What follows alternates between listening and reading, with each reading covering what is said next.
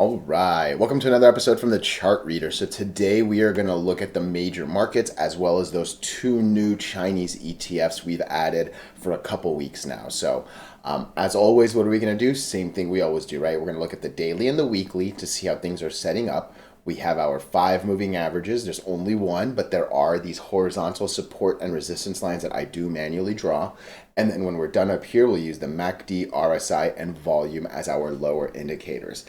Before we get going, you know I appreciate your time. If you can please like and or subscribe, it does really well with the YouTube algorithm. So hey, quick thank you there. Okay, so it's been a really interesting week actually from the NASDAQ, right? And really, we're going to say almost the exact same thing on the S&P 500. It's just we're going to move moving averages, okay? So starting with the NASDAQ composite on the daily.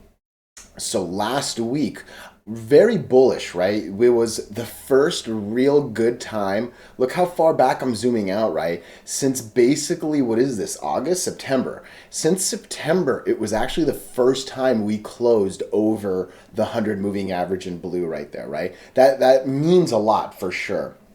Not quite good confirmation. This is too close to doji to like, right? So you got to wait the next day. Next day just started like it was about to destroy the 100 and work its way up. But instead it closes under and gets a scary day after under the 8 as well. And actually under the 50 moving average. I realize that they're both in red, but this is our death line support. That one right there is the 50 moving average, okay? So the fact that it lost it real quickly was very worrisome. And then ironically, it was Friday that did well. I say ironically because I generally assume bad things on Friday, but Friday just decided we were not going to go under the death line. We were going to use it to bounce up, get back over the 50, get back over the 8, get back over the 100 on a very full candle. It's an awesome thing, okay? So I'm glad that we're over this, right? Because this was the last time we were over the 100. You can even say this, right? But this one's not a good day, right? So for me, I'm happy we're over this. I did notice, and actually, I think it's this one right here. Yes. Okay, so look, this day right here on 12/12 closes on 11,143. Okay, on Friday we close at 11,140. Okay, if we can get over this, we'll be over these, and it looks like there's a good red candle shot straight there. So super, super nice to see if it hits. I just zoomed out to see what this kind of looked like. I wish it was a little more, downward, but nonetheless, I think if we can get over the 12/12 day, which is literally a couple dollars away, there should be good reason to believe we're going to go up to 1500, okay? From there, I mean, look how much I got to zoom out. Look how much I got to zoom out, okay? It's literally been since the loss in January, and that's pretty much when the downtrend started. But this could be the first time we actually touch the 200, because even right here, as close as it gets, I'm going to click in right there. It never touches it. You can see it's about $100 away from the 200, right? 619 versus 726 right there. So we have not touched it since we've lost it, right? So I would love to touch the 200. Do I think we're going to break it? I'm not too sure, but I'd love to touch it because, hey, you got to start chipping it away before you can break it. Obviously, if we can break it in one attempt, that'd be a beautiful thing. But, we're just trying to stay realistic. But gotta love what we're seeing here on the daily for sure. Couple dollars away from this day right here. And again, these two reds right here kind of might marry with this big, hope 11.5 still seems good. Look, what was nice too is this kind of actually calmed us down, right? Obviously a scary 2 days, but now we're down to 70. And, 70 is a real nice RSI number, enough to definitely get us up to here to that number 2. Good volume, MACD still looking good. Gotta love what we're seeing here. Definitely a doji, right? And if you're going to break 2 lines, you want a little bit more. But hey, this next week might get us to this 200 around 11.4, right? We're talking about 11.5 on the other one. How high did this get? Nice. This one is 11.4. So 11.45 might be a little bit more realistic for the week. So not quite touching the 200, but I'm telling you, I would love just to wick it even one day, right? Just for a moment, touch it. It would be a really big thing here for the NASDAQ.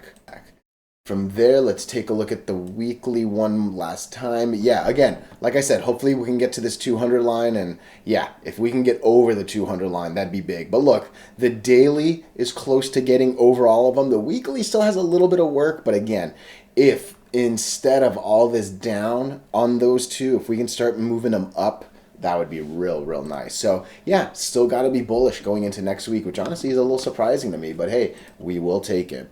Hopefully QQQ looks exactly the same and there's not too much more to say. Literally almost identical without having to zoom out or anything, right? Same attempt at breaking the 100, same fail down, nice monster up. Again, if you're going to break 3 candles on a single day, make sure the confirmation's real good, right?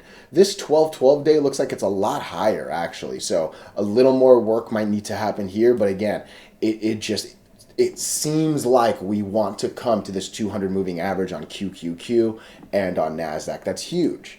And then same, oh man, this one's actually over the 200 on the weekly. Gotta love it. Okay, obviously this is a doji that does not count.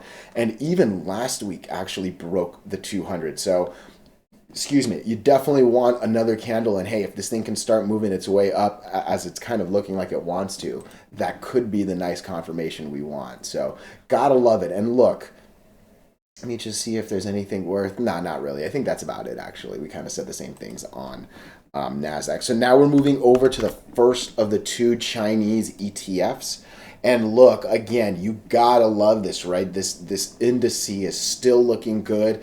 It's still well over all the moving averages. 72 is not even that high an RSI, so it can definitely still keep going up.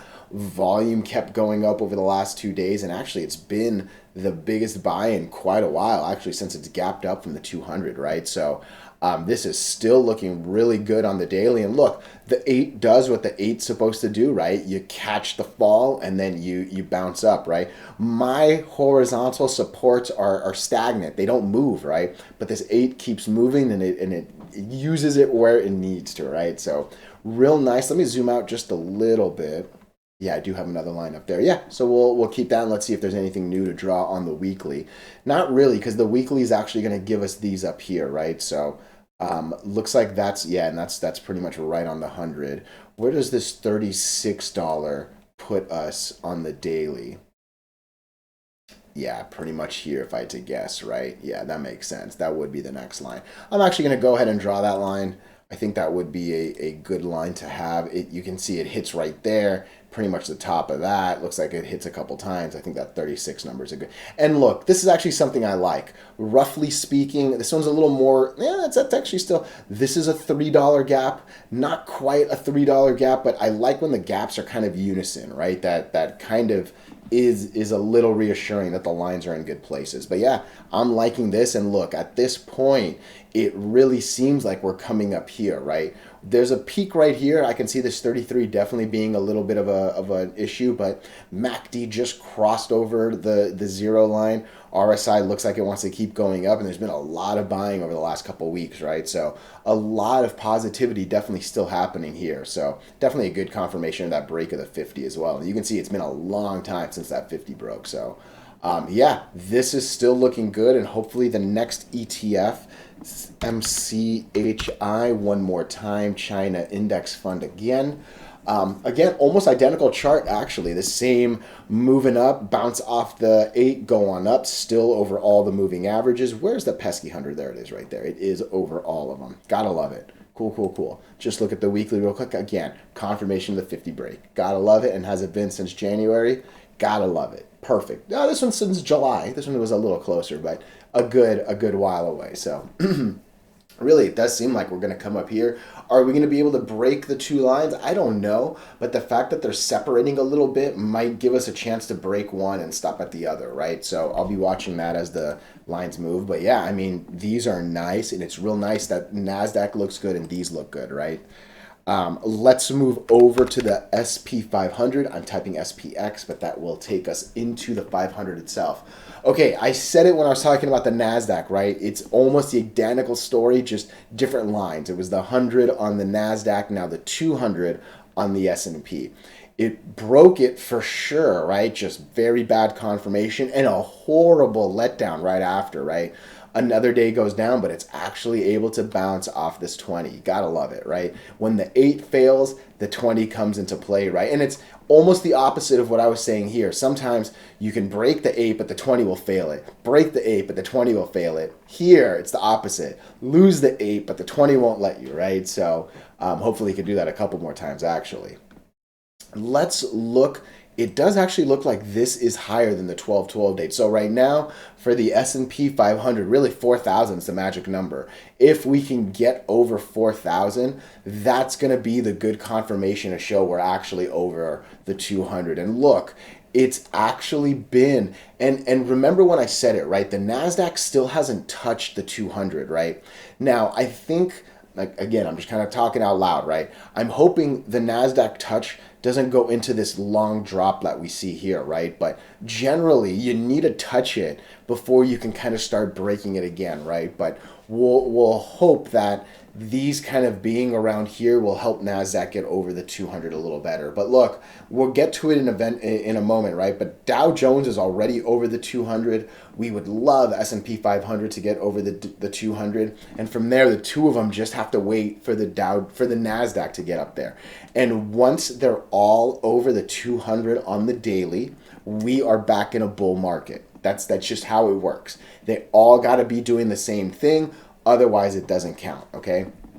The real last thing to say is, look, we are in a horizontal cluster of all 5 moving averages, okay? So, you know, and it's kind of been that for, well, it's actually just starting to tighten up. You can see it was this wide and then it kind of starts tightening. But this could be the place where hopefully it violently throws us up, right? That would be a beautiful thing. And the signs are kind of pointing to that, right? So MACD's all right. RSI is a little tighter. I wish it was just a little better. But look, nothing counts until Monday's close. And we definitely want to get over 4,000 or right at 4,000, right? Because that'll put us over that Friday the 13th date right here. So, but yeah, overall, I am liking this for sure. And look, definitely been over the 20, over the 8. Not a good candle by any means. Obviously, it would have been nice to get over the 50, right? But hey, even if it comes down a little bit, hopefully we do bounce on that 8. But yeah, I think the goal right now, and look, 4,040 is actually this number, right? If you can hit 4,040, that'd be even better, because not only would you look better on the daily, you'll actually crack an important line on the weekly as well, right? So yeah, what went from a fail of the 200 on the weekly potentially turned into what might be a breakout on all the lines on the weekly, right? So that's the power of the 200. I've mentioned that a couple times for sure. So SPY, the 500 ETF, hopefully, and again, look at that, right? That's what we love to see. The exact same chart without having to zoom out, right? Broke it, failed it, bounced up, not quite over it. This one's just a hair under it, but again, if we can get over pretty much 400, right? This one's actually just roughly 10% of the other one. So, but exact same setup, still pretty tight right here. MACD looking good and at least in the positive. Let's take a look at the weekly real quick. Yeah, actually the exact same weekly as well, right? So still a horizontal cluster for sure, right? All 5 lines are right here. At least we're on the top of it. Hopefully we don't kind of go horizontal a little bit more. Let's see that breakout shootout, right? So gotta love it right there. I mentioned the Dow Jones, so we'll actually look at it right now. Again, this obviously looks like it's sitting tight right here, but what we really care about are these right here, right? We've definitely broken the 50. We've definitely come down, but not quite tested it again, right? We were able to use this 50 to kind of hold it, right?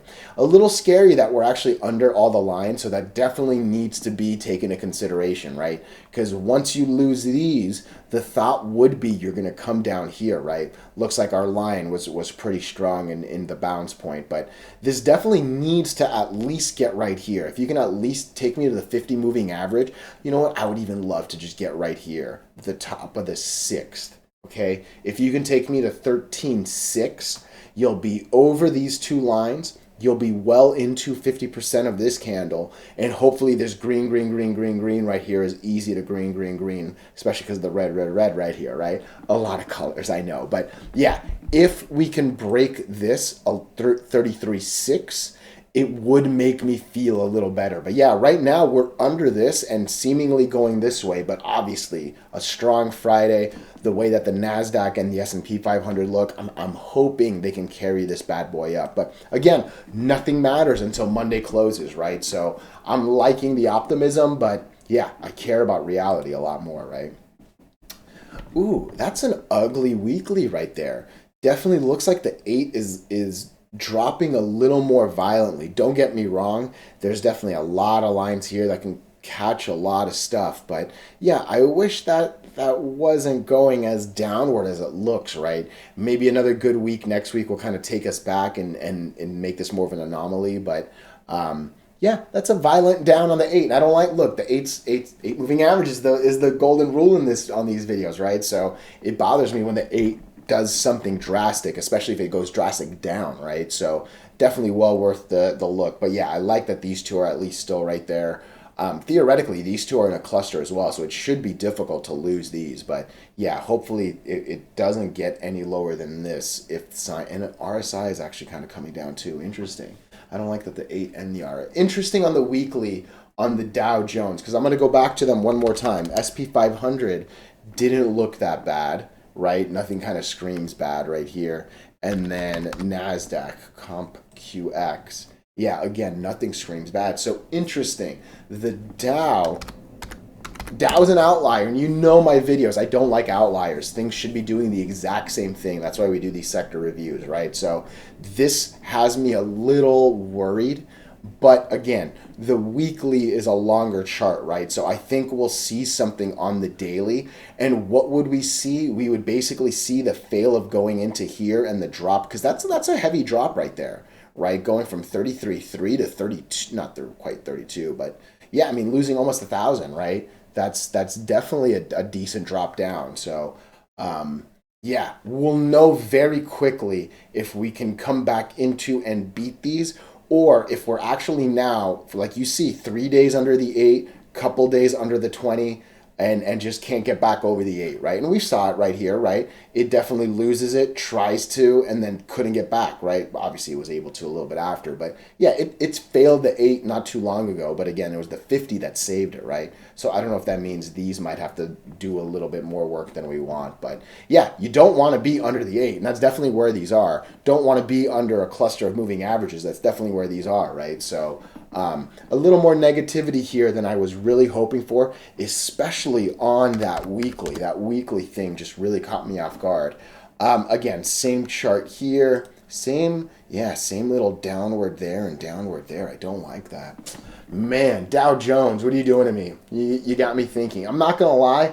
I'm ending this a little more neutral than bullish, but I did still, and we went back to the Dow Jones, and we went back to the NASDAQ and the S&P. Those still actually looked okay, but I don't like this outlier. I just, it really does bother me.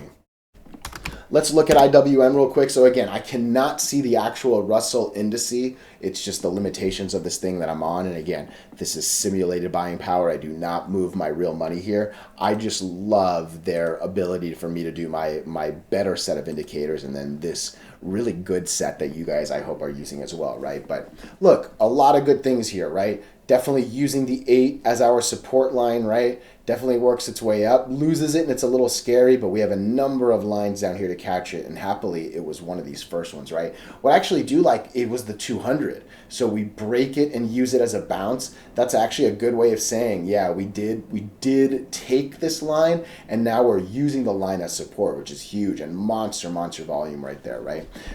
Does look like RSI is kind of peaking downward. I think red is technically over green. Yeah, you can see it. Oh no. Yeah, the red 70 is higher than the green 68. Nonetheless, super horizontal, right? So golden cross right there. I do like that. We're over the 8, so hopefully we get good confirmation, and just like those other ones, right? Get over this peak. Give me 187.10, even a little bit more, 130.40, whatever, right? Get over this peak, and we'll be a lot happier, right? But loving this bounce on the 200, getting us over the 8. Hopefully it's actually real and we don't end up dropping into the middle, right? Because I could very easily see us dropping to like 180, if not, roughly 179.50. So just watch it. And I'm telling you, the Dow Jones one made me a little more uncomfortable than I really expected to be towards the end of this. So and I think you just saw that with here, but just watch how it works. Again, monster weekly, not a good confirmation, right? Still over all the lines, but that's not what I want for a good confirmation after monster, right? So hopefully we end the week over here. Again, like I said, if it comes into that 170.50 that I mentioned earlier, that'll actually make us on the worst side on the weekly. So hopefully it doesn't drop that low, actually. Hopefully we don't go under this 180.